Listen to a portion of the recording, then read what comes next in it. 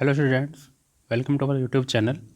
आज के इस वीडियो लेक्चर में जो हम बात करेंगे वो होगी हमारी इलेक्ट्रोकेमिस्ट्री के अंडर में आने वाला topic Arrhenius theory of electrolytic dissociation. Alright, तो सबसे पहले हम बात कर लेते हैं कि इलेक्ट्रोलाइटिक डिसोसिएशन क्या होता है। जैसे कि पिछले लेक्चर में भी आपने देखा होगा कि इलेक्ट्रोलाइटिक डिसोसिएशन या इलेक्ट्रोलाइसिस आयोनाइजेशन ये की प्रोसेस को नाम दिए गए हैं। ऑलराइट, तो होता क्या है इलेक्ट्रोलाइटिक डिसोसिएशन? डिसोसिएशन का मीनिंग हमारा है डिसोसिएट होना, मतलब सेपरेट होना, टूटना, बिखरना। ऑलराइट, जो इसी के बेस पे जो हमारा इलेक्ट्रोलिसिस प्रोसेस होती है। जैसे इलेक्ट्रोलिसिस क्या है? जब कोई भी मैटर है, कोई पदार्थ है, उसकी गलित अवस्था में या फिर सॉल्यूशन स्टेट में जब उसमें हम इलेक्ट्रिसिटी पास कराते हैं तो अपने आयंस में टूट जाता है। ये इलेक्ट्रोलिसिस प्रोसेस इलेक्ट्रोलिटिक का सिद्धांत हमें बताता है।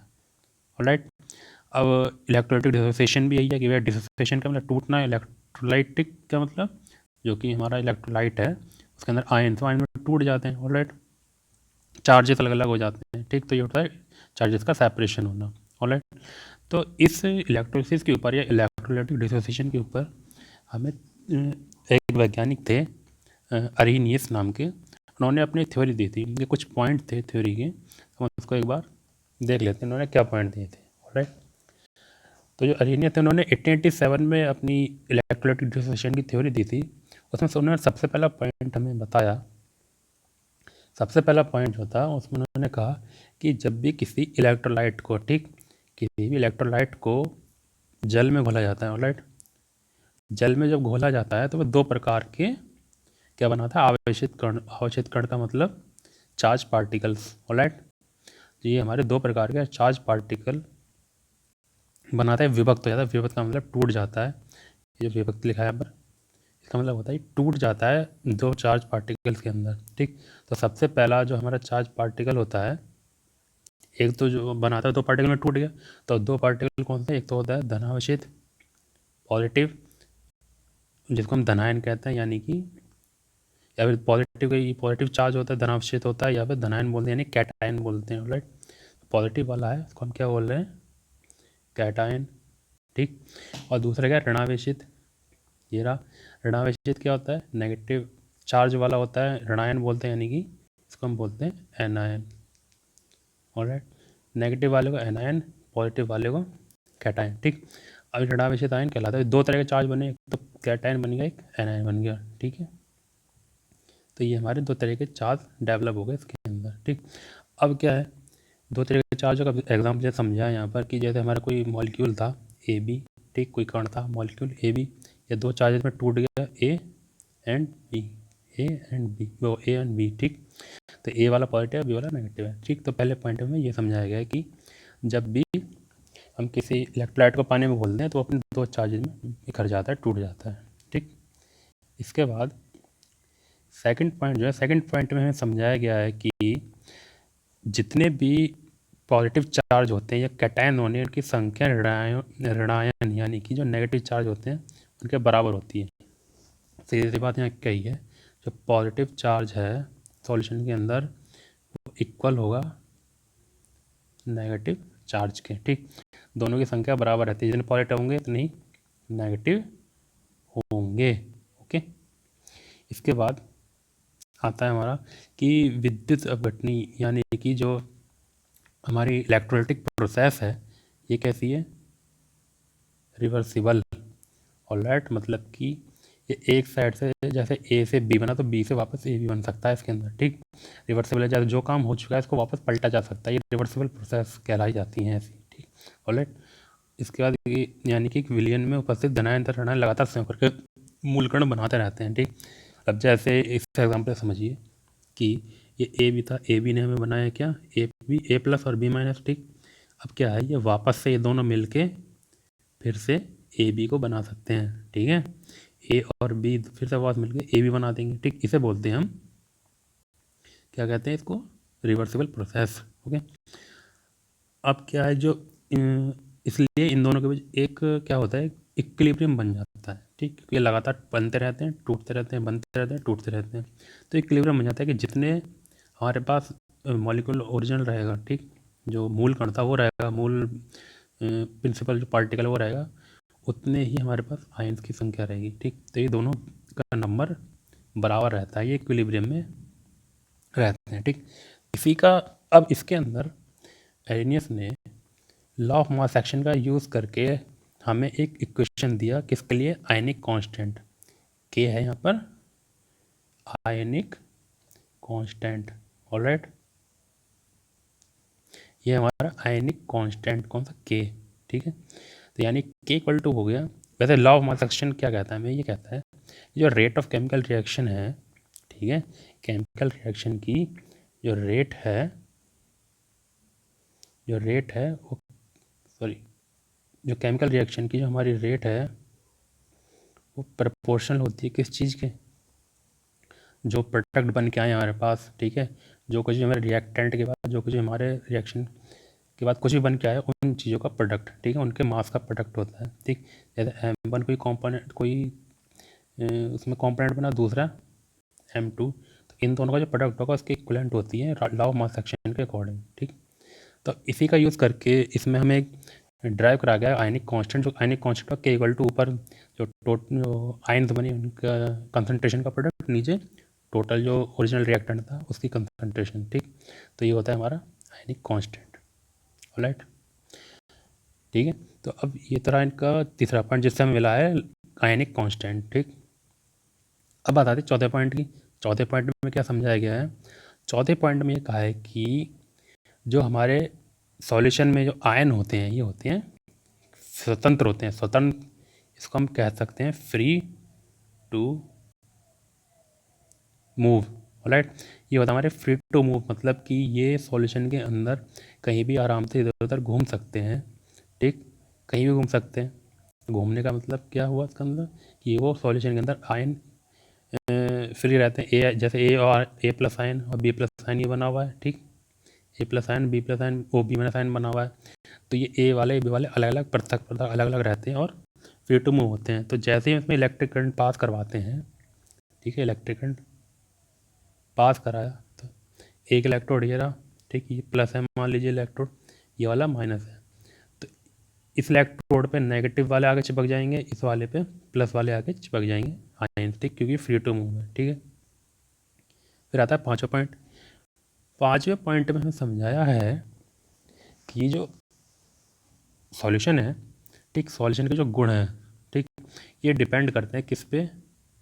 उपस्थित आयनों पे। ठीक है, मतलब सॉल्यूशन की क्या प्रॉपर्टी होगी, ये उसके जो अंदर आयन है उस पर डिपेंड करती है। जिस तरह का मेटल का जो आयन है उसके ऊपर डिपेंड करेगी, सीधी बात इतनी है। ऑलराइट, ठीक है, इसके बाद बात आती है छठे पॉइंट की।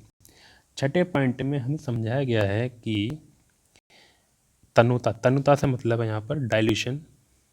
ऑलराइट, जब किसी चीज़ में हम पानी मिला देते हैं तो उसका डाइल्यूट कर दिया, उसका डाइल्यूशन किया जाता है। ठीक है, अब कोई सॉल्वेंट है, ठीक, उसका कोई डाइल्यूशन का कुछ वैल्यू दी गई है कि इसमें कितना घुल सकती है कोई चीज़। ठीक, अब हमने क्या करा, उसमें कोई इलेक्ट्रोलाइट डाला। ठीक है, सपोज करिए कि इलेक्ट्रोलाइट के 1000 मॉलिक्यूल्स हमने डाले। ठीक, उस 1000 में से, ठीक है, 1000 में से सिर्फ 900 आयनाइज हुए। आयनाइज का मतलब टूट गए पृथक हो गए, यानी ए बी 1000 ए बी डाले, उनमें से 900 ए बी ए प्लस और बी माइनस बनाए। ठीक है, 900 ए बी ए प्लस और बी माइनस बने। ठीक, तो बच गए 100। ठीक है, कितने बचे? 100 रह गए। तो ये 100 जो रह गए, इनको हम हटा के जो 900 बने, ये 900 हमें बता दें डिग्री ऑफ आयनाइजेशन कितनी, किस डिग्री तक या किस लेवल तक आयनाइजेशन हुआ है इसके अंदर। ऑलराइट, कैसे पता चलता है? तो डिग्री ऑफ आयनाइजेशन के जो डेफिनेशन लिखी जाती है, कुल अणुओं का वैभाग जो विलयन में आयनित हो जाता है। ठीक है, कुल अणु जो टोटल जो अणु डाले, टोटल जो पार्टिकल में से कितने पार्टिकल आयनाइज हो गए, कितने पार्टिकल टूट गए, वो होती है डिग्री ऑफ आयनाइजेशन। इसको हम कैसे शो करते हैं? इसका फॉर्मूला है डिग्री ऑफ आयनाइजेशन का, ये तो आयन की मात्रा है, डिग्री ऑफ आयनाइजेशन आयनों विभक्त अणुओं की संख्या, मतलब जो अणु या जो पार्टिकल जो मॉलिक्यूल आयन बन गए। ठीक है, नीचे इसका लिखा जाएगा घोले के अणु कितने, टोटल नंबर ऑफ पार्टिकल। जैसे अगर 1000 में से 900 बने तो ऊपर आएगा 900 और नीचे आएगा 1000। ठीक, ये यहाँ पर समझाएगा छठे पॉइंट में। ऑलराइट, तो ये तो था हमारा जो एरिनेस थ्योरी के हमें पॉइंट दिए गए थे, 6 जो उनकी थ्योरी में पॉइंट दिए गए, मेन 2 हमने समझे। ठीक, अब क्या है कि ये थ्योरी दी गई थी कब, 1887 में। ठीक है, 1887 में थ्योरी दी गई। अब इतनी पुरानी थ्योरी है, इसको आज के टाइम में लागू हो पाएगी नहीं हो पाएगी, कैसे है, तो इसके लिए कुछ हमें एविडेंस दिए गए इसके फेवर में कि भैया यहाँ ठीक है, थ्योरी सही थी और उसको आज के टाइम में भी देखें तो लागू हो सकती है। ठीक, उसके फेवर में हमें क्या बताया गया, तो 3 पॉइंट हम डिस्कस करेंगे इसके फेवर में एविडेंस जो दिए गए हैं। सबसे पहला तो है कि आज के टेक्निक से हमने ये प्रूफ करके देखा है कि जो NaCl है, ठीक है, NaCl सॉल्ट जो साधारण हम खाते हैं वही वाला NaCl जो सॉल्ट है, ये एक नेटवर्क होता है, मतलब एक क्रिस्टल है, क्रिस्टलाइन फॉर्म होता है, Na प्लस और Cl माइनस के आयनों की फॉर्म में क्रिस्टल पर एक नेटवर्क है। ठीक है, ठीक, अब क्या होता है जब हम इसको जल में घोलते हैं, ठीक है, हमने इसको जल में घोल दिया, NaCl को पानी में घोला, तो जल जो होता है, जल के मॉलिक्यूल जो वाटर के मॉलिक्यूल हैं, ठीक है, जैसे ये Na प्लस और Cl माइनस, तो इसके बीच में क्या जाता है, इसके बीच में आ जाता है वाटर। ठीक है, अब इस पानी के जो मॉलिक्यूल हैं या वाटर मॉलिक्यूल है, ये इन दोनों के बीच के फोर्स को, जो अट्रैक्शन फोर्स है, आकर्षण बल है, ठीक है, जो इनके बीच का आकर्षण बल है, उसको क्या कर देते हैं, कमज़ोर कर देते हैं। ठीक, इसकी वजह से ये दोनों स्वतंत्र हो जाते हैं। ठीक है, Na और Cl दोनों क्या दें, फ्री हो जाते हैं। ठीक है, फ्री टू मूव, अपना घूम सकते हैं। तो समय क्या प्रूफ हुआ इससे, पहले एक तो पॉइंट जिसमें कहा गया था कि 2 आयन बनते हैं, ठीक है, वो सॉरी आयनों में विभक्त हो जाता है। ठीक है, कि Na वो एक पॉजिटिव आयन बनता है, नेगेटिव आयन, ठीक है, उससे हमारी ये चीज़ प्रूफ हुई। ठीक, दूसरा फ्री टू मूव वाला भी एक उसमें थ्योरी थी, ठीक, तो वो भी हमारी इससे प्रूफ हुई। ऑलराइट, सेकंड पॉइंट इसके फेवर में देखते हैं क्या है। सेकंड पॉइंट में कहा गया है कि जो कॉपर का जो आयन है उसका रंग नीला होता है, ठीक है, सॉल्यूशन में, जबकि कॉपर का रंग बिना निर्जलीय जो लवण है, मतलब कि बिना पानी का जिसकी सॉल्ट है, उसका रंग होता है, उसका रंग नीला नहीं होता, कुछ और होता है। ठीक है, तो इससे हमें क्या पता चला कि जो सॉल्यूशन का जो प्रॉपर्टी है वो उसके आयनों पर डिपेंड करती है ना। यहाँ हमें क्या पता चला, कॉपर का आयन नीला होता है, जबकि कॉपर का निर्जलीय लवण यानी कि जो बिना हाइड्रेशन वाला जो उसका जो सॉल्ट है वो नीला नहीं होता है।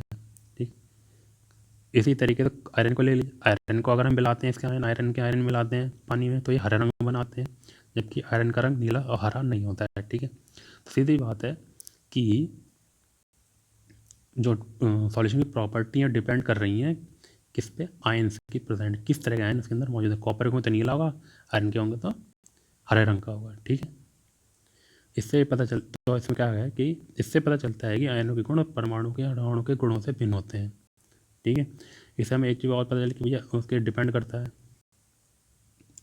सॉल्यूशन की प्रॉपर्टी डिपेंड करते हैं आयन पे। दूसरा ये पता चलता है कि आयनों के गुण जो होते हैं और परमाणु अणुओं के गुणों से भिन्न होते हैं। ठीक है, यानी कि आयन है वो कुछ और प्रॉपर्टी देगा और परमाणु या फिर एटम या फिर मॉलिक्यूल कुछ और प्रॉपर्टी रखते हैं। ठीक, फिर आते हैं तीसरा पॉइंट।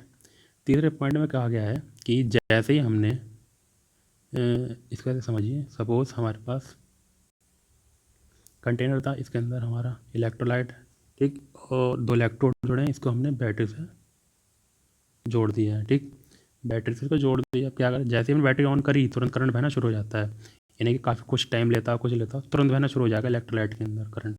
ठीक, इसी चीज़ से हमें पता चलता है कि जो आयन द्वारा प्रवाह हो रहा है, विद्युत प्रवाह आयनों द्वारा हो रहा है। ठीक है, इससे हमें पता है। ठीक, तो इससे प्रूव होता है कि जो आयन है वो सॉल्यूशन में पहले से ही उपस्थित हैं, मतलब जैसे हमने घोला वो आयन बना देते हैं, सॉल्यूशन में जैसे घुला या गलाया तो तुरंत आयन बना देते हैं। तो ये फिर विद्युत धारा के कारण उत्पन्न नहीं होते हैं कि हमने बिजली या करंट का फ्लो कराया तभी वो बने, ऐसा नहीं है, वो पहले से होते हैं, जैसे हमने घोला वैसे हो जाते हैं। जो कि इसके पहला पॉइंट को प्रूव करता है, वो कि यही बताता है कि पानी में घोलने पे या सॉल्वेंट में घोलने पे जो इलेक्ट्रोलाइट है वो 2 आयनों में विभक्त हो जाता है, पॉजिटिव आयन और नेगेटिव चार्ज वाले पार्टिकल में टूट जाता है। ठीक है, तो स्टूडेंट ये थे आज के लेक्चर, इसमें हमने पढ़ा एडिनस थ्योरी ऑफ इलेक्ट्रोलाइटिक डिसोसिएशन, इसके कुछ पॉइंट्स और इसके जो एविडेंस आज के टाइम में इसको प्रूफ करने के लिए जो एविडेंस दिए गए हैं उसके बारे में हम जाना। ऑलराइट, ठीक है। तो अगले नेक्स्ट लेक्चर में दूसरा टॉपिक को डिस्कस करेंगे। आज के लिए लेक्चर में इतना ही। Thank you.